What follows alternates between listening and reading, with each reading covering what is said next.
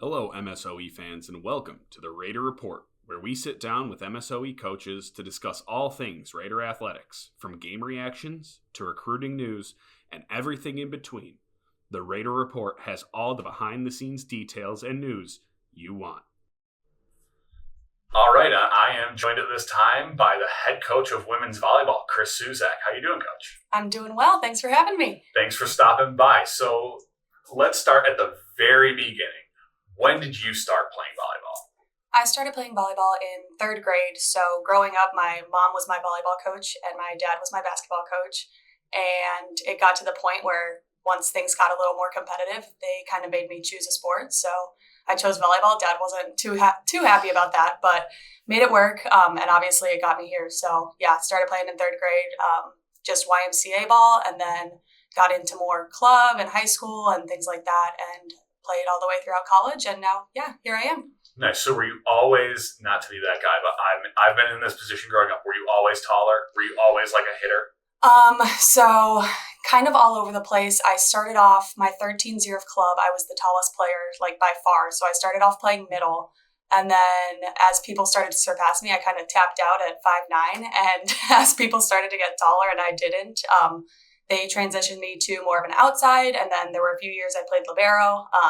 The only position I haven't actually played in a match is setter, but I do have setter training. So Okay. I got to college, and my coach was like, "Hey, you have good hands. Let's see where we can get this," and ended up just keeping me at as outside DS. But yeah, and then on top of that, so I started middle my 13th year, and then my senior year of high school, I actually played middle as well, just because of the roster that we had. So if you had to choose where you played, what did you like playing the most? I like outside probably the best, just because I love serve receive. It's kind of my bread and butter. So if you ask any of my players, they'll be like, "Yeah, this girl, she likes serve receive." So we work on it a ton. But it's just I am so confident in the back row and just being able to get the ball where it needs to go. So definitely prefer outside. So then you grew up that volleyball was always an option. There was never like, oh, there's not a team or it's hard to even fill out a schedule. You always were able to play. It was never in doubt. Yeah, no, never in doubt. There was, I think it was my 5th grade. I took a few months off because I had a coach yell at me, and I was, as a 5th grader, I was like, I was not prepared for that. So I was like, I go back to my parents and I'm like, I don't like this sport anymore. Like someone yelled at me, and ended up obviously missing it and getting back into it. But there was a few month stretch where I was like, I'm not so sure about this. Well, 5th grade to get yelled at as a girls volleyball player, that's pretty strong. Like I remember I wasn't ready for it as an 8th grade football player. Nope. So I can only imagine how you felt at the time. Oh my goodness. So talk to me a little bit about your college experience. Then you played at South Dakota. What were some of the highlights of that for you? So I played my 4 years at South Dakota. Thankful to have made it out before COVID times. But there are so many highlights when I think about back in college. One of my favorite trips that we did, so preseason tournament, we actually went out to Hawaii. Wow. So got to play in their arena, and it was an absolutely incredible trip just because Hawaii is one of those places where they just respect the game of volleyball. So regardless of who got the point, like if it was a good rally, they were cheering for us, they were cheering for Hawaii. Like it was just a really cool experience. And obviously being in Hawaii doesn't hurt either. Yeah. And then my freshman year, we actually played our gym, which had a capacity of, I want to say, around like 300 people for a D1 program, was a little interesting. So my sophomore year, they finished the arena. So we actually had a brand new arena that we shared with basketball. And it was state of the art, like 2 practice courts, brand new locker room. Everything was just absolutely beautiful. I remember going in there and one of my teammates was like, "Are we even allowed to sweat in here?" Like it was just so beautiful. Yeah. So getting that was obviously amazing. And then I was fortunate enough to walk out with our program's first ever conference championship. So that was in 2016, my sophomore year. And then we won our conference tournament out in Denver, Colorado, my senior year, which led us to our first appearance at the NCAA tournament, which was in 2018. So got to play Creighton. And as we're shaking hands, good luck, I just remember like looking up at these girls, because I'm only 5'9", and these girls are not 5'9", like their libero was probably taller than me. So just that experience and playing at Creighton, I couldn't have asked for a better 4 years. Yeah, well, it's nice that you came in when you did with the smaller arena, because then you can really appreciate how nice that big arena Oh my goodness. Is yes. when you get that luxury. Absolutely. I remember coming in and being recruited at Winona State, and it was always like, we're trying to build a new stadium. We're trying to build a new stadium. They're still trying to build that new stadium. Yep. And we would always joke about how like, would have been maybe nice one to time. be that team. So to be that team. Oh, it was awesome. There were quite a few classes before us that were like, we were promised the new arena too. Never actually happened. Yeah. So I was like, I feel very fortunate that we got to play in there for 3 years. So looking back on it now, what was something you maybe weren't prepared for as a college athlete? I know at the time, like when I first went away, I was someone who was like, I want to go really far away. I want to go to the coast. I ended up going 4 hours away to Minnesota. That was too far. I realized that, I think about 3 days in, that was too far from home. What were you not prepared for? Because everyone has that one thing. Yeah, so I went to college. I grew up in Colorado, so home was 10 hours away, 10-hour drive. It was a shorter flight, but obviously just with flight prices and all that stuff, like it was just easier to drive and have a car out there. So I made that 10-hour drive a lot, which was absolutely brutal, but we made it work. Thank you. Yeah, I got really good at driving long distances by myself, but I would say honestly, just like the stress on the body. Like I dealt with quite a few injuries throughout my 4 years when I hadn't really had any before college. So I think just the lifting, the 3.5-hour practices multiple times a day, like just the load in which we were in the gym, like my body was not prepared. And I got in as a freshman and my strength coach looked at me and he's like, we need to put some muscle on you. Cause I came in pretty scrawny and he was like, I've never had an athlete under, X amount of pounds. Like we're gonna change that. So I won't lie, I ate a lot of Dairy Queen. It was just trying to keep on weight because at the time my metabolism I wish it was what it was. I wish it was now. But I had stress fractures in my shin, so I was in a boot for multiple months. I actually tore my ab twice, which I didn't know was a possibility until I did it. So that was an interesting one. And then getting bronchitis on top of having a torn ab, if you can imagine just oh my God, the coughing and then that's like a saw trap. Oh, it was genuinely terrible. But it makes you stronger. So made it through that. And then, I had like a knee procedure done because my patellar tendon was like 40% torn.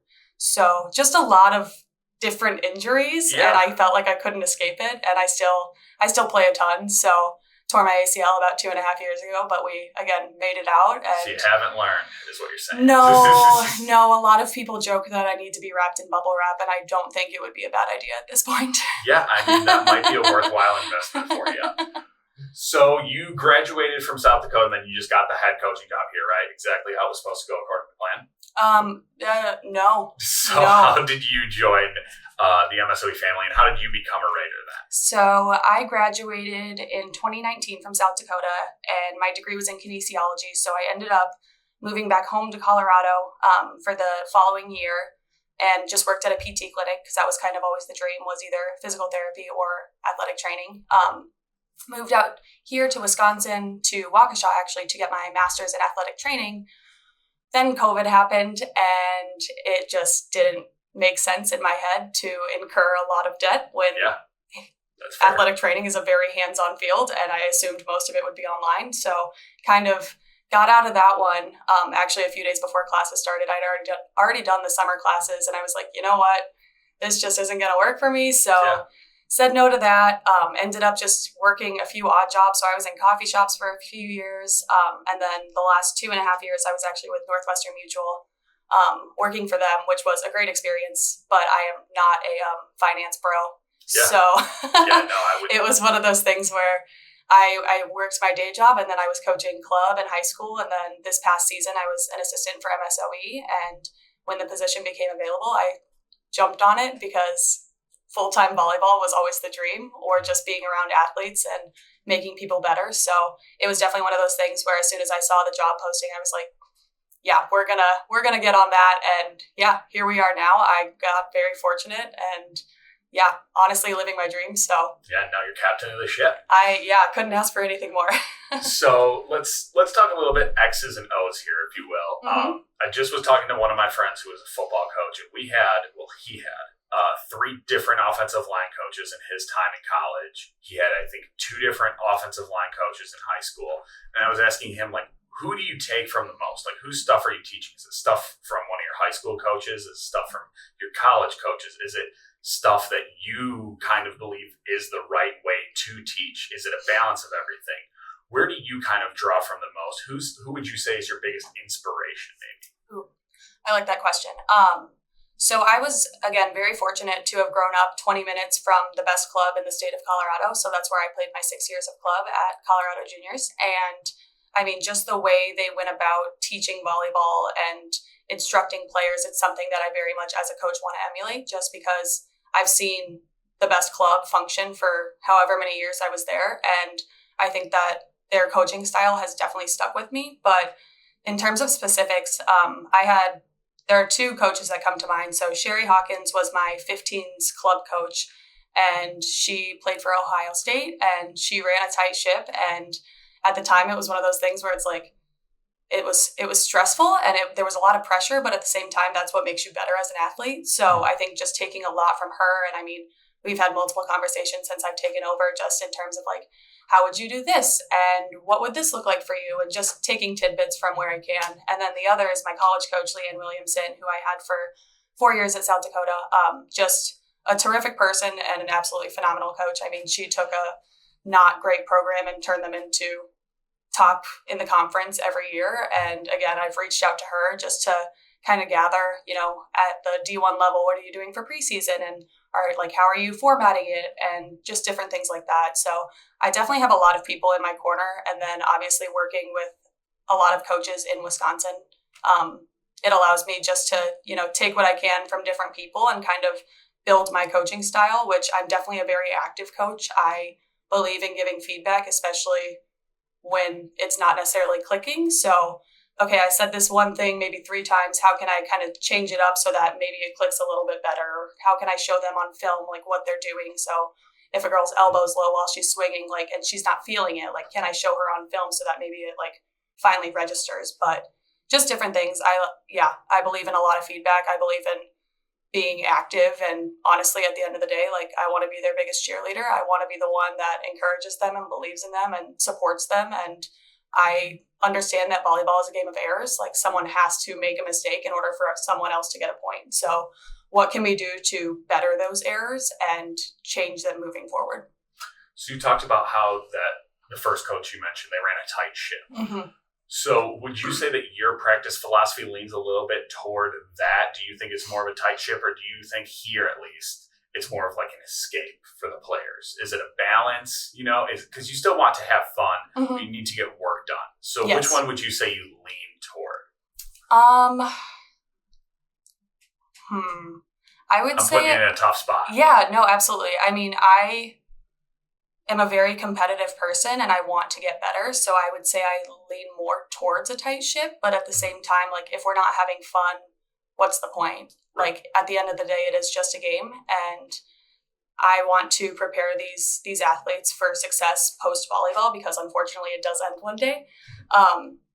But I would say, there has to be that balance of having fun, but also getting work done. So what can I do to run drills that are fast paced and get a lot of girls involved, because we do have a bigger roster size, but at the same time, giving them that break, that mental reset to, okay, walk in the gym and okay, I get to be at volleyball, not I have to be at volleyball. That's the kind of culture that I'm trying to create. Sure. And then another follow-up to that. When you were around these coaches, did you know at the time that they were as good as they are? Because I feel like most of the great coaches I've been around, I don't really realize how good they are until, yesterday. Yep. And it's now I really get what they were going for. Yeah. Did you have that appreciation back then, or was it once you get away from it that you realize? I think it would be more so getting away from it, just because I wasn't necessarily thinking about a future in coaching when I was in high school or college. I knew I wanted to be around the sport, but I never expected to be in the position that I'm in. So sure. I think getting away from it and realizing how these coaches were able to turn mediocre teams into absolutely amazing teams, and what they were doing and what they were preaching. And I think that that's helped me personally a ton. For sure. So you mentioned that, head coaching wasn't something you had thought about, in high school or college even. And then now here you are. What drew you toward it? Obviously, you said you wanted to get back towards the athletes. You were an assistant coach. But then what made you realize, like, okay, like, I want this. Like, I want the whole thing. Like, I want the full sandwich. I don't just want a bite, if you will. Yeah. It was something that once I graduated college, I thought that I was just ready to kind of be done with the sport and leave it where it was. But the further I got away from it, I was like, volleyball is just it's not my whole personality, but it's a part of who I am. Like, having played it since third grade, like, just the teamwork, the communication, the accountability, the trust that you have when you're part of a team. Like, I was like, I missed that almost immediately. So I coached for the club that I played for back in Colorado that first year when I was done, just because I needed it. I wanted to be around it. And then having worked, again, some odd jobs, I realized that they weren't fulfilling. They weren't what I was passionate about. And so I'm kind of like racking my brain, and I'm like, well, what are you passionate about? Like, what is the dream job here? What's the goal? And I came to the conclusion that was very much volleyball. So before this position even opened up, I was applying for some jobs that I mean, to be fair, I had no business applying for. Right. But I was like, if we can get our name out there now, like, who knows where it'll lead in the future. Right. So, no, just I wanted something that, again, I'm passionate about, that fulfills me, and that makes me into, I think, that better version of myself. And that's definitely what coaching has done for me. So then let me follow that up by asking you this. I think, at least as a former athlete, I think a lot of athletes go through this with, like you said, you kind of want to separate yourself from the sport when you first finish. You're like, okay, like, I'm done. Like, here's the parting of ways. And I think that's tough for a lot of people, whether you want to part ways or whether you're trying to find your place still in that next. What was that like for you? Was it, like, hard at first when you wanted to, like, separate? Were you kind of just aimless? Because I know at the time I was like, okay, well, like, what do I do now? Football's not my thing anymore. What's my thing? And I think I was looking at it at the time the wrong way. Okay. Yeah. No, I remember my final match for South Dakota. We lost to Creighton in 3. Again, these girls were giants, so it was not necessarily unexpected, but we gave it our all. And I just remember sitting, I actually have a picture of it. My teammates were taking pictures with their families, and I'm just face in hands, sitting on the ground, just sobbing. Because I was like, well, what's next? Like, this is my career. This is what I've worked so hard for. And at the time, I didn't really, with my body being as broken down as it was, I didn't really think about, playing any further. Though it would have been a great experience. I see all these girls now that are traveling abroad and playing professionally. And now that we have these leagues in the US, it's incredible to see how the sport has grown so much. But no, it was really just I've identified myself. I've built a life on this sport. So how do I move on from that? And I found a lot of just peace in my friends and my family and doing different things that I didn't really have time to do before. And like poetry, I went to a lot of concerts for a while. Just a lot of different things that I was like, I would have had practice right now. So what can I do instead? And just found different ways to still be a part of different groups and things like that. Just obviously not in the gym for 5 hours a day. Right, yeah, and not even like I have practice right now. It's like, oh, I have practice tomorrow. I don't want to be spent by the time that rolls around. Like, absolutely. It does really limit you to some extent. Not limit you, but I will still have dreams and wake up in a panic that I'm like, oh my gosh, like I forgot to pack this for this trip, or oh my gosh, I didn't do this chemistry assignment. Like, I'm going to fail this class. Like, I will still wake up in a panic. It's ridiculous. But no, I think it definitely, at the end of the day, prepared me for what was next. For sure. All right, to break off psychology corner there for a minute, what is a typical practice going to look like for your Raider-led teams? Yeah, so in the spring, we have our 24 contact dates. So it was a lot of just individual breakdown because in the spring, we only have that one competition. So we focused a lot on just individual, whether it was serve receive or defense or attacking, just very much solo breakdown so that when we come together in the fall, everyone is as strong individually as they can be, in hopes that, if everyone is at their A game, think about what the team is going to be in the fall. So a lot of breakdown this spring, and then come fall, just because we have, it's going to be a grind. Fall is definitely chaotic, but it's so much fun.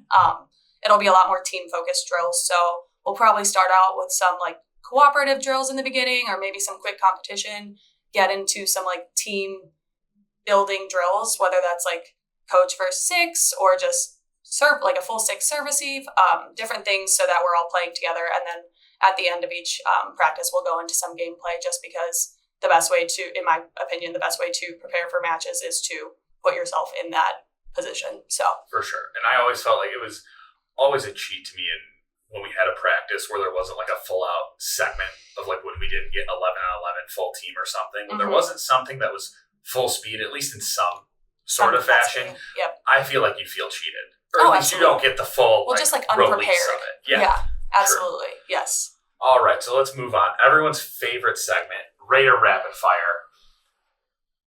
I'm nervous. Kris, you have tattoos. I do. Shocker. Is there anything that you want? Like, is there something bookmarked that's just like, oh, that would take 8 hours. I don't have time for that.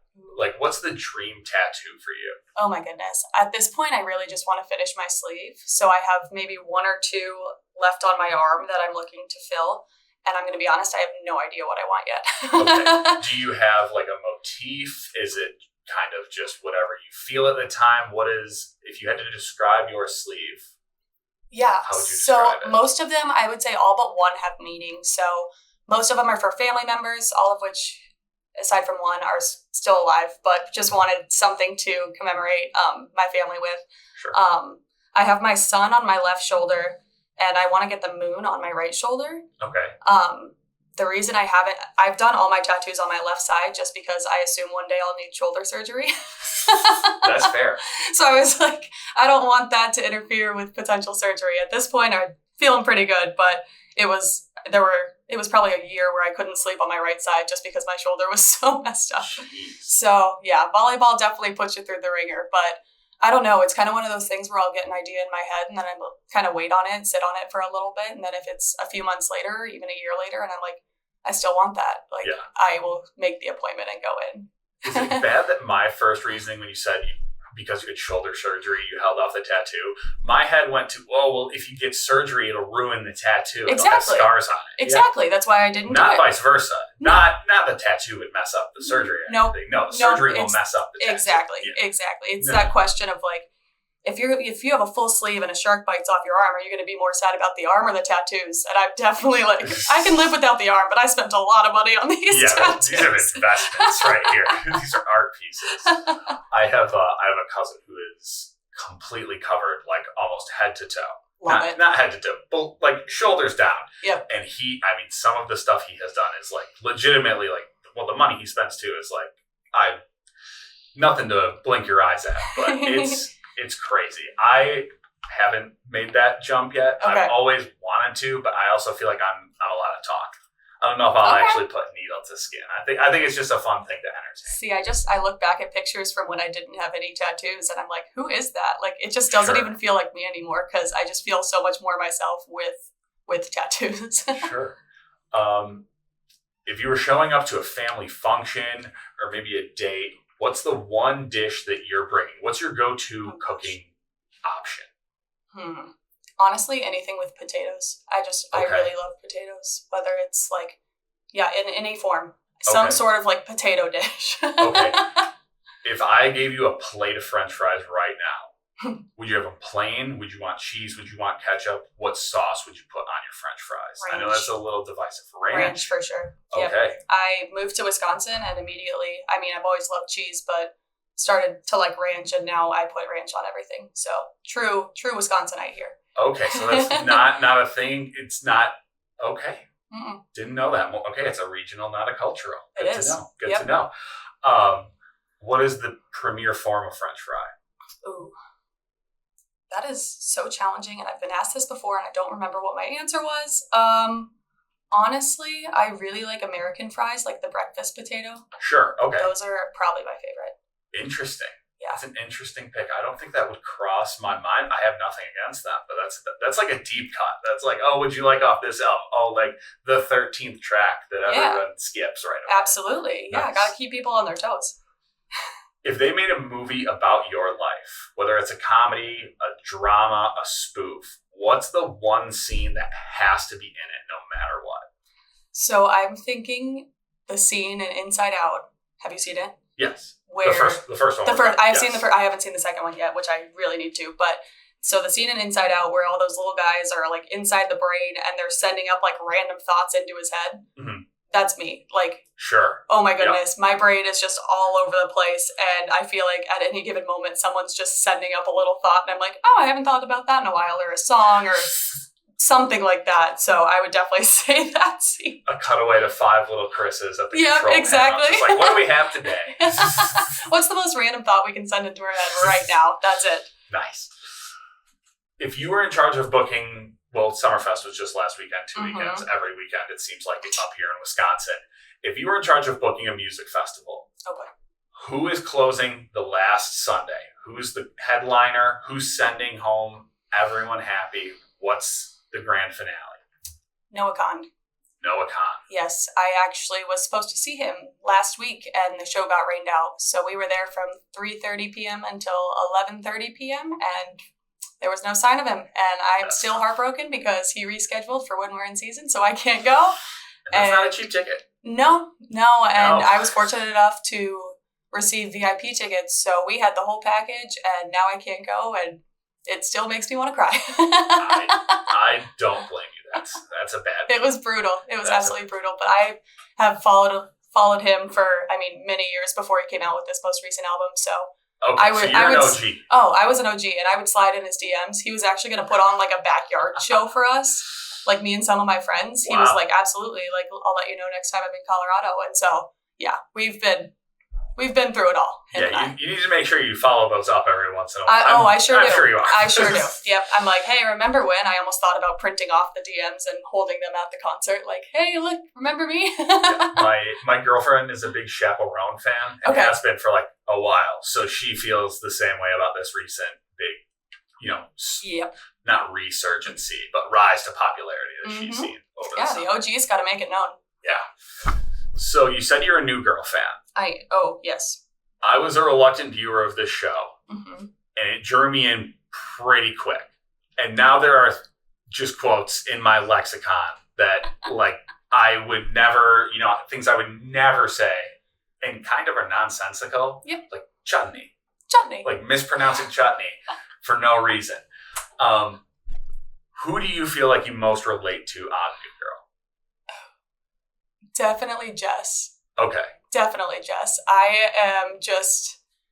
I try and be, as positive as possible, but sometimes I just, break down and I cry on my couch and I watch Dirty Dancing, or sometimes I just sing to myself for no reason. I try and limit that when I'm, in the gym with players, but there are times where I'm just singing to myself, or, I don't know. I feel like I definitely most relate to Jess. It's funny you say that out loud because I've never been in the position to be a coach, but you just unlocked a fear in me, is like singing 3 lines of Pearl Jam out loud like no one's around, and then making eye contact with my whole team. I'm not sure I'm built for that. I'm way too there's a coach hat and there's a Kris hat, and I definitely have to make sure I put the coach hat on before I go into the gym. For sure. Of the 3, or I guess there's 4 male leads. Yes. Coach, Winston, Schmidt, and Nick. Which one do you think doesn't get the appreciation they deserve? Because I think there's an answer. Winston. Correct. For sure. He is so underrated. And granted, he starts off a little slow and you're like, what is he really adding to the show? And by the end of it, you're like, I would die for Winston. And what's crazy to me is he hasn't had like a real big career after like Schmidt, especially Nick, Jake Johnson has had. He's on those Capital One commercials. Yep. And I never see him in anything else. Maybe Capital One's throwing the bag at him. Good for him.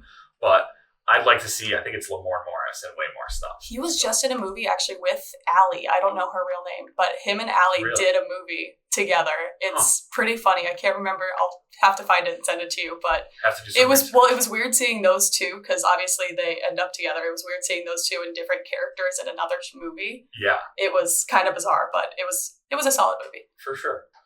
So what does next season look like for Raider volleyball? Obviously last year was tough, a 4-21 record. How do you follow that up? How do you build off of that? I would say these girls they're ready to go. They're ready to have the season that they are meant to. I don't think our previous record really shows what this team is capable of, but they have great potential. And now it's just kind of putting the pieces of the puzzle together from my end. So what can I do to instill that confidence, that trust, that accountability? How can I prepare them for matches, prepare them for life after volleyball, prepare them for the real world? Because again, volleyball ends someday. So as a coach, how can I make them into the most successful, not only athletes, but people they can be? So I think this team realizes that they have the potential. And I think we, even in the 21 practices we had in the spring, like they made strides. And I can't tell you how many of them, my athletes came into my office and they'd be like, Kris, I'm just so frustrated. Like, I don't feel like we're making changes. And I'm like, trust the process. They have heard me say that a million times already. Trust the process. Like, it's not going to happen overnight. These are bad habits that you've been doing for how many years and no one's corrected you on them. So make sure that you're doing them as consistently as possible, but it's not a light switch. Like, I wish it was. That would make my job a lot easier. But what can I do to just continue to push them on that right path so that at the end of the day, we are as strong together as we can possibly be? And I think you get that sense when you're just, moving around campus here. We don't work with a ton of your athletes in the athletic communications. Olivia Bartles, shout out to Olivia. She helps us out at softball games. So that's really our only interactions with your team, at least for me, because I just joined the squad. Mm-hmm. But I do see a lot of your athletes up here on the track, running sprints, doing, jump leap routines that would bust my ankle in 90 seconds. Let me say that. But you can definitely tell that they have something to prove. There's a chip on their shoulder with your team. Yep. Talk to me about the vibe of the athletes themselves. Is this a goofy group? Are they locked in? Are they competitive? Are they laid back? Are they best friends? Do they not hang out outside of practice? What's it like? Yeah, this team, again, I think just in the however many months I've been here, there's been a very big culture shift just because I'm willing to put in the work to make them better. So they are incredibly goofy. They are actually ridiculous. The number of times where I have to try and hide my laugh from them is crazy, but when they need to be, they're locked in. They are competitors. And again, I think it's just in previous matches, they would just get that sense of complacency. We've already won 2 sets. We can just kind of coast through this last one. It's no, the game's actually not over until that scoreboard says 25 and we're the winners. So I think just having that sense of urgency throughout practices, throughout matches, just really in whatever they're doing when it comes to volleyball is going to help big time. So they're definitely, they can be silly. I remember our Halloween practice and 3 of them dressed up as 3 blind mice and they grabbed out the volleyball poles and they're tapping around trying to shoot baskets. And it was just the most ridiculous thing I've ever seen. But when they need to be, they're locked and loaded. They're ready to go. They do hang out a ton outside of volleyball. I know most of them live together and they do, when I would work the men's volleyball games, they'd all be there sitting together. They would sit with me and I'm like, y'all don't have to do that. I appreciate it, but go be a team elsewhere. No, they're close knit. And I think, again, just in me taking over, the culture has shifted drastically, which is something I can only hope for as a coach, just because, in taking over point blank a losing program, you don't really know what you're going to get. But these girls are bought in, they're ready to go, and I cannot wait for fall. So I got to see a little bit of the men's team this spring. I was not prepared for the cheering routines that happen for not only every play, but there's a different one for every single different type of play. Is that the same in the women's game? They definitely have a lot of cheers, and I'm excited to see what they come up with this year. They had some real silly ones last year, just getting the bench involved, which is always fun, but no, I'm excited to see what they come up with this year. So you're firmly pro cheer? Oh, yeah, absolutely. Okay. If it's something that can get in the other team's head and bring that momentum over to our side, cheer your butts off. I'm all for it. Are you for, do you want them to push the line? Okay, so we're trying to keep it still fun to a certain extent. Absolutely. We're trying to cheer on our team and hype up our side. I will never promote cheering against another team. Okay. If that makes sense. For sure. We can hype ourselves up and that's awesome. Again, bring that momentum on over. But if it ever turns and we're cheering against, number 18 on the other side, I'm going to be like, hey girls, knock that off. That's not cool. Hey, does your team or have you seen any of these cheers where they start prone like an army crawl on the ground? Yes.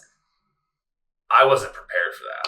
I didn't realize how involved these got. There are ones where they jump or they do the jump on it dance. Yep. Sir Mix-a-Lot. insane. Yep. I love it. But I was not prepared for that. So I just had to run that by especially with there being so much downtime in between plays, I think it just brings another level of excitement for the sport. Because if the bench is just like, clapping a few times and then we're done, I feel like it just gets very it's a long game. It can be upwards of 2.5 hours. So what are we doing to keep people engaged, keep people involved in the game? And I think if the bench is getting rowdy, hopefully the crowd will follow. Yeah. Because, depending on who you have showing up to this game, you can't rely on the crowd to be. Exactly. You can't and you have to create your own energy, which is something that I think the girls actually do a great job of, is just, trying to bring that momentum over even when we are, kind of in a lull. What can we do? All it takes is one great play, one great save, one great swing. That's all it takes in order for momentum to, switch over. So how can we, ensure that when we do get that one big play, if we are kind of in a rut, how can we ensure that momentum does come over and stay with us? For sure. So talk to me a little bit about the time you spent at Badger Volleyball Camp last week. What was that like? What goes on during that? What were your takeaways? Oh my goodness. It was an absolutely amazing event. I was only part of the last one. There were coaches there that had been there since the 4th of July. And I'm like, jeez. Yeah, I was exhausted. I mean, these were 12 to 14 hour days. So I was there Tuesday, Wednesday, Thursday, and I have taken a lot of naps since because, wow, was it exhausting, but it was such a rewarding experience. So they broke it up. There were about 400 campers, which that's a lot of high school age girls in one place. But it was so much fun. And so how it worked is we did evaluations on the first day, and then they kind of broke us up into different teams. So I was team 12, team Nelson, shout out to them if any of them are listening. But we just I had my team for the entirety of the week, and we would just, hop from gym to gym, and we were thankful for the ones with AC.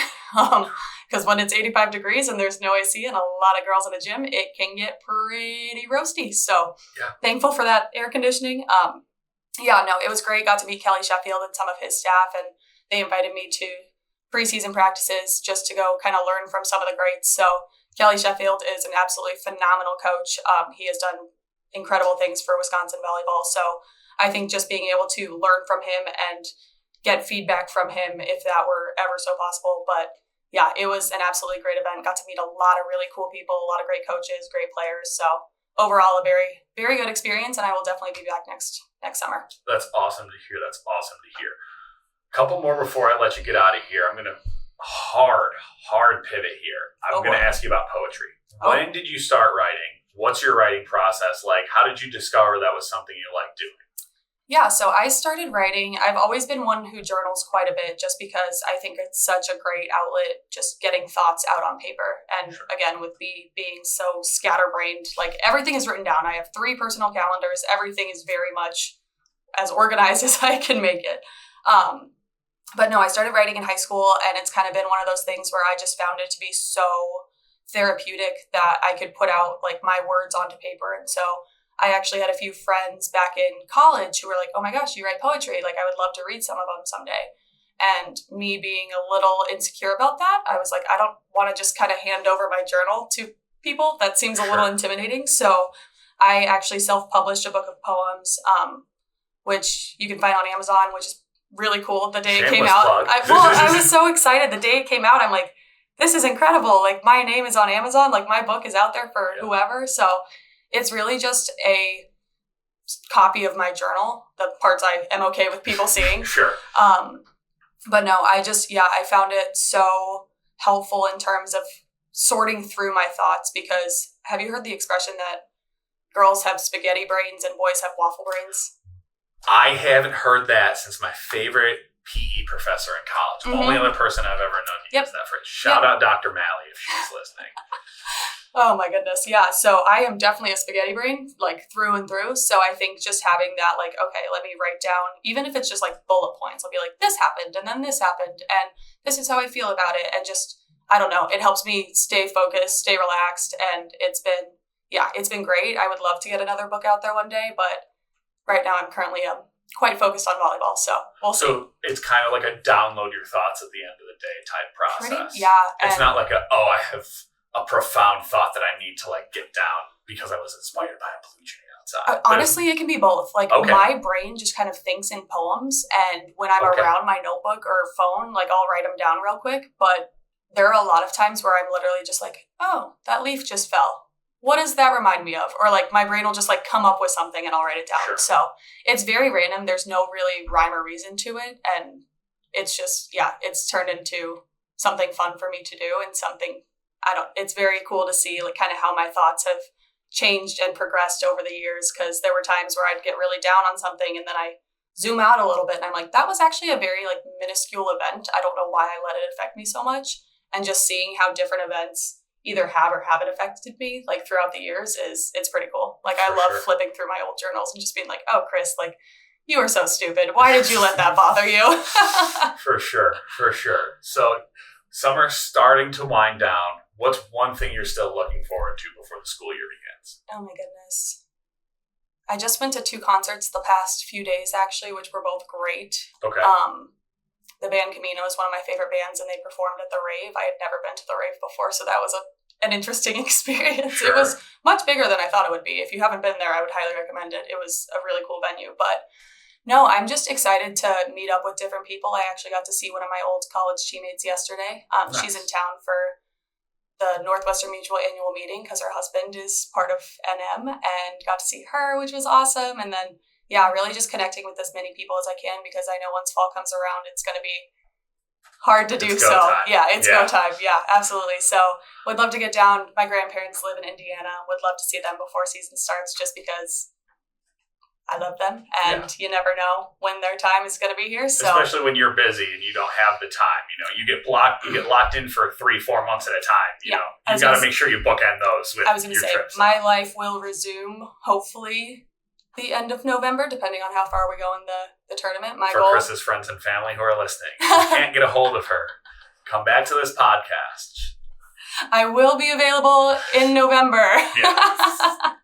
No, just really getting to see as many people as I can, because I'm definitely a people person, if you couldn't tell. Very extroverted, and get so much energy from just being around people. So, yeah, my goal is to just spend as much time with them as I can, knowing that come August 17th, I'm bought in, and I'm not going to be around as much as I am right now. So, yeah. For sure. And then before I get you out of here, if any of your players are listening right now, which I'm sure they will be, what is your message you want to send to them with 4 weeks left? And how many weeks are before your season kicks off? Yeah, we have 3? Our report day is August 17th. Okay, yeah. So we're a little under 4 weeks. Yeah. Okay.